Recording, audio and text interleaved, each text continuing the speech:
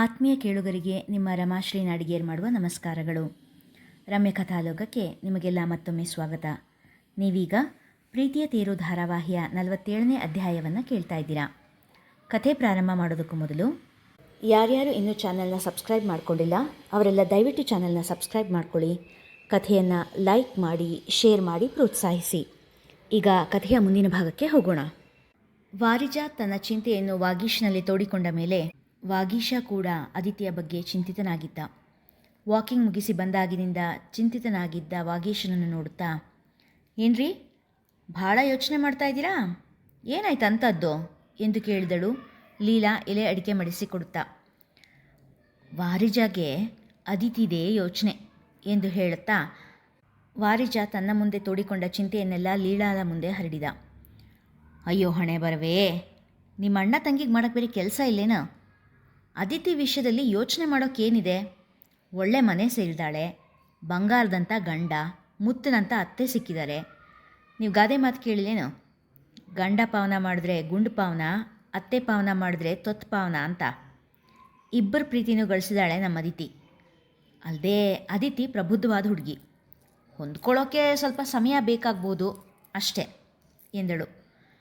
ಆದರೂ ವಾರಿಜಾನ್ ಚಿಂತೆ ಅಕಾರಣ ಏನಲ್ಲ ಅಲ್ವಾ?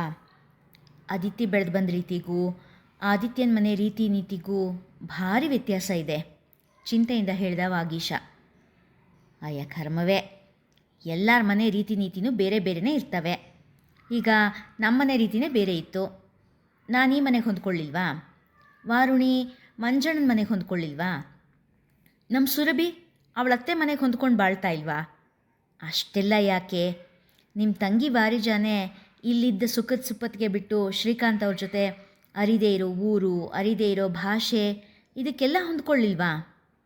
ಹೆಣ್ಣಿಗೆ ಮುಖ್ಯವಾಗಿ ಬೇಕಾಗಿರೋದು ಗಂಡನ ಪ್ರೀತಿ, ಅತ್ತೆ ಮನೆಯವ್ರ ಬೆಂಬಲ, ಸಹಕಾರ.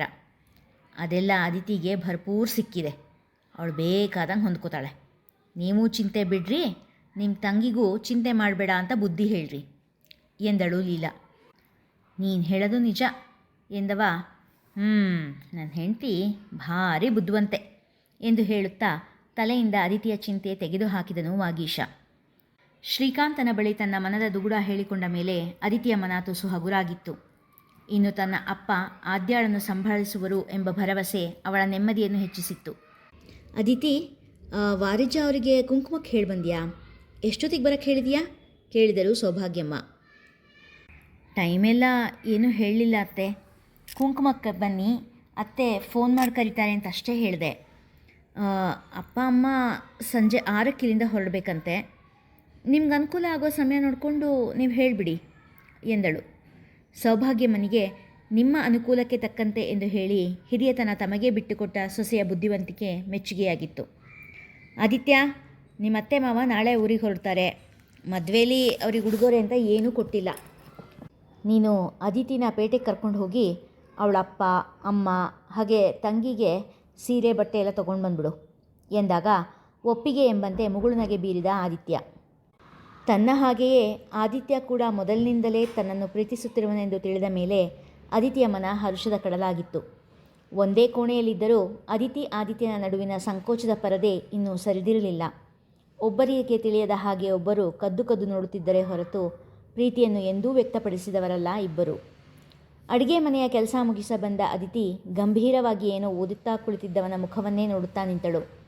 ಕೆಲ ಕ್ಷಣಗಳ ಬಳಿಕ, ಇನ್ನೂ ಎಷ್ಟು ಹೊತ್ತು ನಿಂತ್ಕೊಂಡೇ ನೋಡ್ತೀರಾ? ಕಾಲು ನೋಯಲ್ವಾ? ಮಂಚದ ಮೇಲೆ ಕುತ್ಕೊಂಡು ಅಥವಾ ಮಲ್ಕೊಂಡು ನೋಡಿ, ನಾನೇನು ನನ್ನನ್ನು ಹಾಗೆ ನೋಡ್ತಾ ಇರೋದಕ್ಕೆ ಟ್ಯಾಕ್ಸ್ ಕೇಳಲ್ಲ ಎಂದನು ಪುಸ್ತಕದಿಂದ ದೃಷ್ಟಿ ಹರಿಸಿದೆ. ಕಳ್ಳತನ ಮಾಡಿ ಸಿಕ್ಕಿ ಹಾಕಿಕೊಂಡ ಪರಿಸ್ಥಿತಿ ಅದಿತಿಯದು.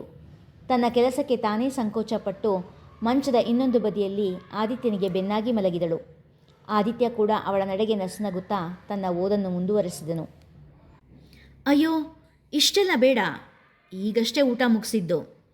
ಲೀಲಾವಾರುಣಿ ಕೂಡ ಹಬ್ಬದ ಔತಣ ಮಾಡಿದ್ರು ಎಂದಳು ವಾರಿಜಾ ತನ್ನ ಮುಂದೆ ತಂದಿಟ್ಟ ತಿಂಡಿಯ ತಟ್ಟೆ ನೋಡುತ್ತಾ. ಎಷ್ಟಿದೆ ಮಹಾ, 2 ಸರಿ ಬಾಯಿಗೆ ಹಾಕ್ಕೊಂಡ್ರೆ ಮುಗ್ದೇ ಹೋಗುತ್ತೆ. ಅಲ್ಲಿ ತವ್ರ ಮನೆ ಔತಣ ಇರುತ್ತೆ ಅಂತಾನೆ ನಾವಿಲ್ಲಿಗೆ ಊಟಕ್ಕೆ ಕರೀಲಿಲ್ಲ. ಒಂಚೂರು ತಿಂಡಿಯಾದರೂ ತಗೊಳ್ಳದೇ ಇದ್ರೆ ಹೇಗೆ? ಉಪಚರಿಸಿದರು ಸೌಭಾಗ್ಯಮ್ಮ. ಮಗಳ ಮನೆಯ ಉಪಚಾರ ಸ್ವೀಕರಿಸಿ ಖುಷಿಯಾದರು ವಾರಿಜಾ ಶ್ರೀಕಾಂತ್. ಅದಿತಿ, ವಾರಿಜಾಗೆ ಕುಂಕುಮ ಕೊಡು ಎಂದು ಹೇಳಿದಾಗ ಅದಿತಿ ವಾರಿಜಾ ಶ್ರೀಕಾಂತ್ ಇಬ್ಬರನ್ನು ಕೂರಿಸಿ ಇಬ್ಬರಿಗಾಗಿ ತಂದಿದ್ದ ಬಟ್ಟೆ ಕೊಟ್ಟಳು. ವಾರಿಜಾಳಿಗೆ ಸಂಪಿಗೆ ಬಣ್ಣದ ಒಡಲಿಗೆ ಕುಂಕುಮ ಬಣ್ಣದ ದೊಡ್ಡ ಅಂಚಿದ್ದ ಭಾರೀ ಸೀರೆ, ಶ್ರೀಕಾಂತ್ ಅವರಿಗೆ ರೇಷ್ಮೆ ಪಂಚೆ ಶಲ್ಯ ಉಡುಗೊರೆಯಾಗಿ ಕೊಟ್ಟಿದ್ದರು. ಉಡುಗೊರೆ ನೀಡಿ ಇಬ್ಬರ ಕಾಲಿಗೂ ಬಿದ್ದು ಆಶೀರ್ವಾದ ಪಡೆದರು ಅದಿತಿ ಆದಿತ್ಯ. ಅಮ್ಮ, ಇದು ಆದ್ಯಾಗೆ ಎನ್ನುತ್ತಾ ಗಿಣಿ ಹಸಿರು ಬಣ್ಣದ ಗುಲಾಬಿ ಬಣ್ಣದ ಅಂಚಿನ ರೇಷ್ಮೆ ಲಂಗ, ಗುಲಾಬಿ ಬಣ್ಣದ ದಾವಣಿ ಕೊಟ್ಟಳು ಅದಿತಿ. ಇದೆಲ್ಲ ಯಾಕೀಗ?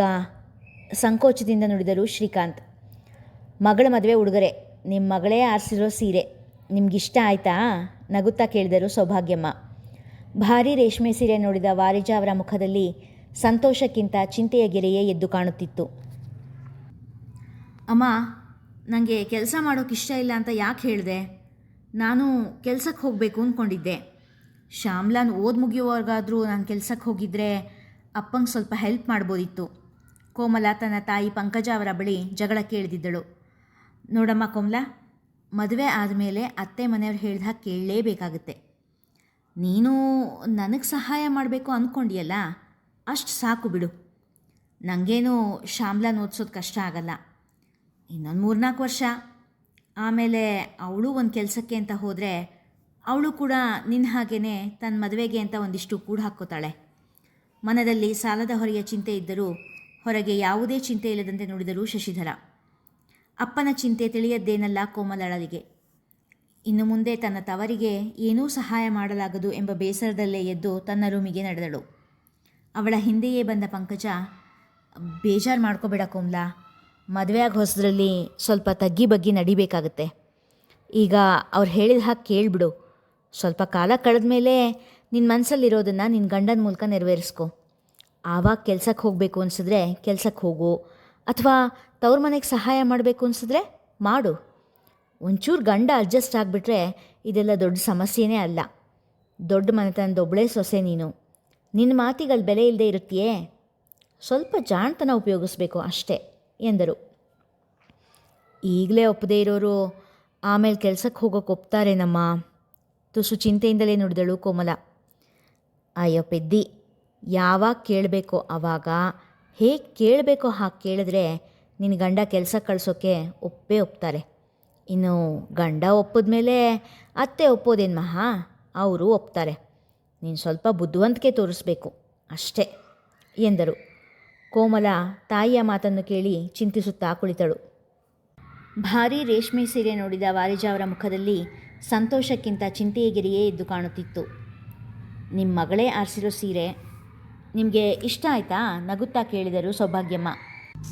ನಾನು ಈ ಸೀರೆ ನೋಡ್ತಾ ಇದ್ದ ಹಾಗೆ ಅಂದ್ಕೊಂಡೆ ಇದು ಅದಿತಿದೇ ಸೆಲೆಕ್ಷನ್ ಅಂತ ಎಂದವರು ಸೌಭಾಗ್ಯಮ್ಮನ ಕಡೆ ನೋಡಿ, ನಮ್ಮ ಅದಿತಿಗೆ ವ್ಯವಹಾರ ಎಲ್ಲ ಅಷ್ಟಾಗಿ ತಿಳಿಯಲ್ಲ. ಅವಳಿಗೆ ಏನಾದರೂ ಬೇಕು ಅನ್ನೋಕ್ಕೆ ಮುಂಚೆನೇ ಅವಳಪ್ಪ ಅವಳ ಮುಂದೆ ತಂದಿಡ್ತಾ ಇದ್ರು. ಹಾಗಾಗಿ ಅವಳಿಗೆ ಬೆಲೆಗಿಲೆ ಎಲ್ಲ ಗೊತ್ತಾಗಲ್ಲ. ನೀವಿನ್ನು ಮುಂದೆ ಸ್ವಲ್ಪ ಅವಳಿಗೆ ಹೇಳ್ಕೊಡಿ, ಎಷ್ಟು ಖರ್ಚು ಮಾಡಬೇಕು ಎಷ್ಟು ಮಾಡಬಾರ್ದು ಅಂತ ಎಂದರು ವಾರಿಜಾ. ಸೌಭಾಗ್ಯಮ್ಮ ಅವರ ಮಾತನ್ನು ಹೆಚ್ಚಾಗಿ ಭಾವಿಸದೆ, ಇನ್ನೂ ಚಿಕ್ಕೋಳು ಬಿಡಿ, ಮುಂದೆ ತಾನೇ ಕಲಿತಾಳೆ ಎಂದರು. ಅಯ್ಯೋ ಹಾಗಲ್ಲ ನೋಡಿ, ಈಗ ನನಗೆ ಇಷ್ಟು ಬೆಲೆ ಬಾಳೋ ಸೀರೆ ತರೋದು ಬೇಕಾಗಿರಲಿಲ್ಲ. ನಾಳೆ ನಿಮ್ಮ ಮನೇಲೂ ಅನನ್ಯನ ಮದುವೆ ಇದೆ, ಅದಕ್ಕೆ ಎಷ್ಟು ಖರ್ಚಾಗೋಗುತ್ತೆ? ಆದಿತ್ಯನ ಸಂಬಳದಲ್ಲೇ ಮನೆ ನಡಿಬೇಕು, ಇದೆಲ್ಲ ತಿಳ್ಕೋಬೇಕಲ್ಲ ಅವಳು ಎಂದು ಬಿಟ್ಟಳು ವಾರಿಜಾ. ಸೌಭಾಗ್ಯಮ್ಮ ಅವರ ಮನ ಸಣ್ಣಗೆ ನರಳಿತು. ವಾರಿಜಾ ತಮ್ಮ ಬಡತನವನ್ನು ಆಡಿಕೊಂಡದ್ದು ಮನಸ್ಸಿಗೆ ಪಿಚ್ಚೆನಿಸಿತು. ಅದಿತಿ ಆದಿತ್ಯ ಶ್ರೀಕಾಂತ್ ಅವರ ಜೊತೆ ಮಾತನಾಡುತ್ತಾ ನಿಂತಿದ್ದರಿಂದ ವಾರಿಜಾ ಆಡಿದ ಮಾತು ಯಾರ ಕಿವಿಗೂ ಬೀಳಲಿಲ್ಲ. ಸೌಭಾಗ್ಯಮ್ಮ ಅವರ ಮುಖ ಬಾಡಿದ್ದನ್ನು ವಾರಿಜಾ ಗಮನಿಸಲೇ ಇಲ್ಲ. ತನ್ನ ಪಾಡಿಗೆ ತಾನು ಮುಂದುವರಿಸುತ್ತಾ, ನಾನು ಹೇಳಿದ ಸರಿ ತಾನೇ ಸೌಭಾಗ್ಯಮ್ಮ? ಇನ್ಮೇಲೆ ಅದಿತಿ ಸ್ವಲ್ಪ ಕೈ ಹಿಡ್ತಾ ಮಾಡೋದನ್ನು ಕಲಿಬೇಕು. ಇಲ್ಲಾಂದರೆ ಆದಿತ್ಯನ ಸಂಬಳದಲ್ಲಿ ಮನೆ ನಡೆಸೋದು ಕಷ್ಟ ಆಗುತ್ತೆ ಎಂದಳು. ಸೌಭಾಗ್ಯಮ್ಮ ವಾರಿಜಾಳ ಮಾತಿಗೆ ಏನೂ ಬದಲು ಹೇಳದೆ ಸುಮ್ಮನಿದ್ದರು. ವಾರಿಜಾ ಹೊರಡೋಣವಾ? ಶ್ರೀಕಾಂತ್ ಹೇಳಿದಾಗ ವಾರಿಜಾ ಹಾಂ ಹೊರಡೋಣ ಎಂದು ಹೇಳಿ ಅದಿತಿಯನ್ನು ಅಪ್ಪಿ ಹೊರಟಳು. ಅಮ್ಮನ ಕಣ್ಣಲ್ಲಿ ಜಿನುಗಿದ ನೀರನ್ನು ತೊಳೆದು ಅದಿತಿ, ಅಮ್ಮ ನನ್ನ ಬಗ್ಗೆ ಏನೂ ಯೋಚನೆ ಮಾಡಬೇಡ, ನಾನಿಲ್ಲಿ ಆರಾಮಾಗಿರ್ತೀನಿ. ನೀನು ಅಪ್ಪನ ಆರೋಗ್ಯದ ಕಡೆ ನಿನ್ನ ಆರೋಗ್ಯದ ಕಡೆ ಗಮನ ಕೊಡು, ಚಿಂತೆ ಮಾಡದೆ ಖುಷಿಯಾಗಿರು ಎಂದು ಹೇಳಿದಳು. ಮತ್ತೊಮ್ಮೆ ನಮಸ್ಕಾರ ಮಾಡಿದ ಆದಿತ್ಯನಿಗೆ ಮನತುಂಬಿ ಆಶೀರ್ವಾದ ಮಾಡಿ ಹೊರಟರು ವಾರಿಜಾ ಶ್ರೀಕಾಂತ್. ಸೌಭಾಗ್ಯಮ್ಮನ ಮನ ಮಾತ್ರ ವಾರಿಜಾ ಹೇಳಿದ ಮಾತಿನಿಂದ ಬಹಳವಾಗಿ ನೊಂದಿತ್ತು. ಪಂಕಜ, ವಾರಿಜಾ ಇವರಿಬ್ಬರ ಧೋರಣೆ ಬಗ್ಗೆ ನಿಮ್ಮ ಅಭಿಪ್ರಾಯ ಏನು? ಪಂಕಜ ಅವರ ಮಾತು ಸರಿ ಅನ್ನಿಸ್ತಾ ಇದೆಯೇ? ವಾರಿಜಾ ಹೇಳಿದ ಮಾತುಗಳು ಅದಿತಿಯ ಸಂಸಾರದಲ್ಲಿ ಏನಾದರೂ ಬಿರುಗಾಳಿ ಎಬ್ಬಿಸ್ಬೋದೇ? ನಿಮ್ಮ ಅಭಿಪ್ರಾಯ ಏನು? ಖಂಡಿತ ತಿಳಿಸ್ತೀರಲ್ವಾ? ಇಲ್ಲಿಗೆ ಇಂದಿನ ಸಂಚಿಕೆ ಮುಗಿಯಿತು. ಮುಂದಿನ ಕತೆ ಮುಂದಿನ ಸಂಚಿಕೆಯಲ್ಲಿ. ಸಂಚಿಕೆ ಇಷ್ಟವಾಗಿದ್ದರೆ ಕಥೆಯನ್ನು ಲೈಕ್ ಮಾಡಿ, ಶೇರ್ ಮಾಡಿ, ಪ್ರೋತ್ಸಾಹಿಸಿ. ಧನ್ಯವಾದಗಳು.